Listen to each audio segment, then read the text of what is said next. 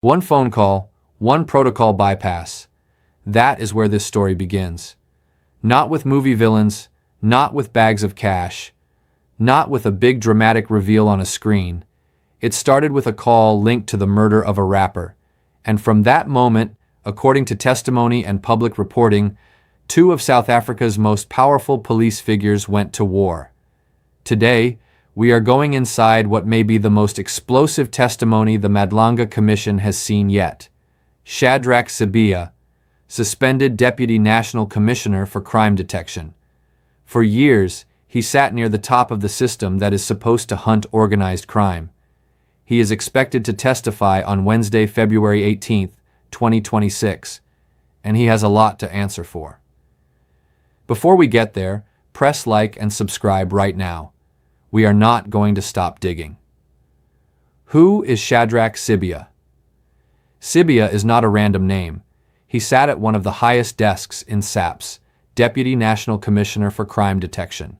That means national crime detection and close oversight of specialized work that feeds cases, including the Hawks and forensic services. Now he is suspended, and he is walking into the commission room. So this is not gossip. This is the system explaining itself, in public.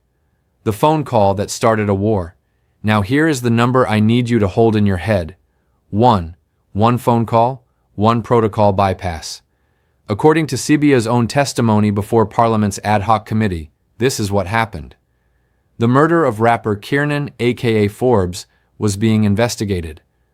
Former Police Minister Bheki Cele wanted a briefing from the team doing the work.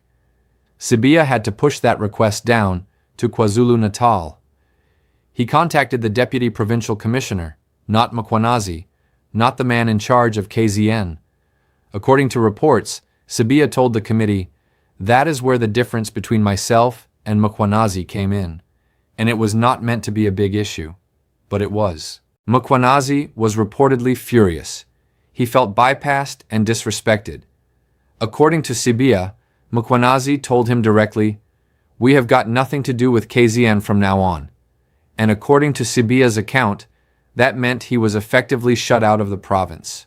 One phone call, and KwaZulu-Natal became a no-go zone for the deputy national leadership, at least in SIBIYA's telling. SIBIYA says the fallout was protocol and power dynamics, not personal. July 6, 2025, the public declaration. On July 6, 2025, MKHWANAZI held a press briefing at SAPS provincial headquarters in Durban. He accused SIBIYA of colluding with then Police Minister Senzo Mchunu to disband the Political Killings Task Team. The allegation was that the disbandment was designed to protect criminal syndicates investigators were closing in on. He did not hold back. In that briefing, MKHWANAZI accused SIBIYA of criminal conduct and alleged he was working against the task team. SIBIYA denies those allegations. National Commissioner Fanny Masemola placed SIBIYA on suspension shortly after, and what started as leave escalated, according to reports, into searches at his Centurion home and the seizure of electronic devices. A criminal investigation was opened.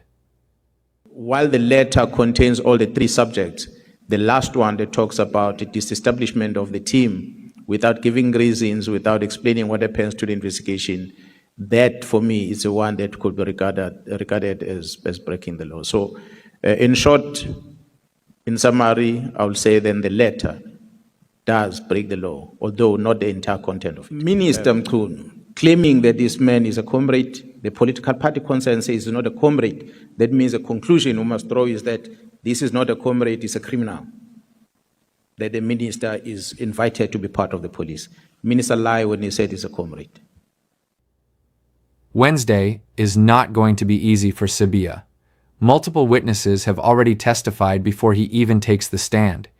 The commission has had months to build a picture, and that picture is not flattering. According to reports from commission proceedings, the allegations against him include corruption and collusion with criminal networks, defeating the ends of justice, sharing sensitive SAPS information with alleged criminal cartels, meddling with political killings, task team dockets, and abuse of power and misconduct. But just to get onto it, we've created graphics for the viewer just to see what the kind of allegations he is facing. And I want us to go through it so you can have a look as to the serious nature of these allegations he will be expected to answer to. And you've seen the style of questioning that's coming from the commissioners. It's a no-nonsense approach that they are taking. And we know that the allegations stem from corruption and, of course, collusion with criminals. Those are some of the top allegations, as you can see on your screen as well. Defeating the ends of justice, sharing important information, SAPS sensitive information to alleged criminal cartels as well. And, of course, meddling of the political killings docket or the documents as well. You would have heard from Lieutenant General Dumisani Khumalo and, of course, Nhlanhla Mkhwanazi as well, who said that the dockets were recalled to Pretoria as well.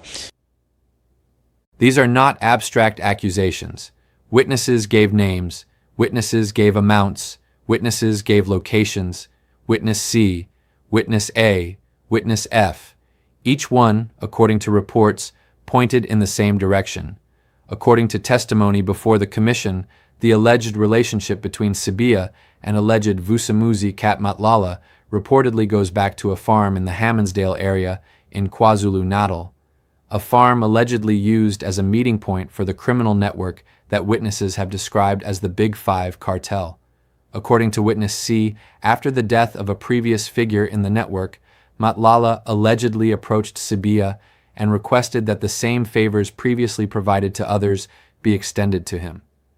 These are allegations that SIBIYA has not yet answered under oath. Sergeant Fanny Nkosi, an officer in SIBIYA's department, is alleged to have been used as a courier. According to testimony, Nkosi collected cash payments from Nhlanhla and another businessman, Katiso KT Molefe. The commission reportedly viewed video footage of Nkosi leaving Molefe's home carrying a paper bag.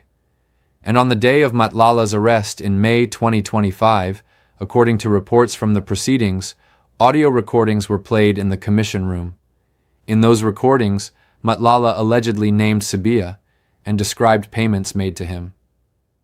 I mean, we think about Witness C. Witness C was the one who talked about associations with Vusamuzi Cat Nhlanhla and kickbacks apparently relating to the police health services tender. And there were allegations that he said Nhlanhla would pay SIBIYA from payments that he received from SAPS. I mean, as I scrolled down, it was Witness C, it was Witness A, it was Witness F. A lot of that testimony pointing to SIBIYA, a man who says, it wasn't me. Indeed, Iman, quite a lot of witnesses have come forward and they have basically fingered him in wrongdoing, including the head of crime intelligence, Dumisani Khumalo, as well. Khwanazi, of course, was the first person actually to point at SIBIYA and say it was SIBIYA, it was Mchunu, who led to the disbandment of the PKTT. His reasons for that disbandment of the PKTT say that these individuals were trying to assist criminal cartels that we were now hot on the hills to catch. And because of that, this is what led to all of this. But we were talking about unemployment. SIBIYA is definitely going to be fighting for his job. He was placed on suspension in September last year. So when he comes before the Madlanga Commission, he's going to be trying to give his side of the story to explain those relationships. They date as far back as 2024. According to Witness C, the relationship between him and Nhlanhla started at that farm in Hammanskraal, just outside of Hammanskraal. This farm is called The Farm. This is where allegedly the criminal cartel meets there. So after the passing of Jotham CB, we heard that Cat Nhlanhla basically met SIBIYA. This is where SIBIYA basically said that the old man has passed away. So now can you basically give me the favors that you were giving him and I will take care of you. SIBIYA has denied all of it. He says he knew Nhlanhla because Nhlanhla owned a security company and their paths crossed professionally. He says he had nothing to do with the disbandment of the PKTT. He is expected to come out swinging on Wednesday. Let us talk numbers. Because in this story, the numbers are the story. According to Witness C's testimony before the commission, the alleged payments to SIBIYA include the following: 300,000 rand for SIBIYA's son's wedding, 2 million rand for the purchase of a plot of land, up to 1 million rand per month in alleged bribe payments, 20 impalas a month. I want you to hold that number. 1 million rand. Every month. That is 12 million rand a year. From a man who was supposed to be investigating the very criminal networks those payments allegedly came from.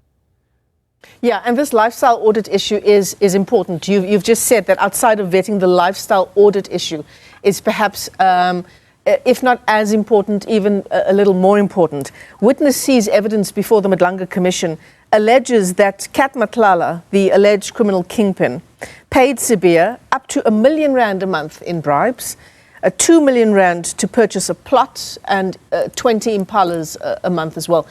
But R1 million a month is surely going to show up in a lifestyle audit. Yeah, well, it will be difficult to hide that money, except if you have certain activities where you can hide the money. I mean, gambling or something like that. But even then, if you gamble with R1 million, you will make a lot of other money as well. So clearly that should show up. And a lifestyle audit can clearly indicate that you live above your means, above your salary. These are allegations that SIBIYA has not yet been able to answer under oath before the commission. Wednesday is that moment. R1 million a month is not something you can hide easily. A lifestyle audit should catch it. Vetting should flag it. The president himself called for stricter vetting at his State of the Nation address. And yet here we are. While everyone watches SIBIYA, something else is happening in KwaZulu-Natal right now. Today, February 17th, 2026. A businessman named Calvin Mathebeli, owner of Calvin and Family Security Services, posted on social media. He claimed KZN Provincial Commissioner MKHWANAZI ordered his assassination. He alleged that police raided his business premises using a fraudulent warrant of arrest. He alleged the raid relied on a warrant that was not meant for him and that it was fraudulent. Police disputed his claims and said his post was baseless.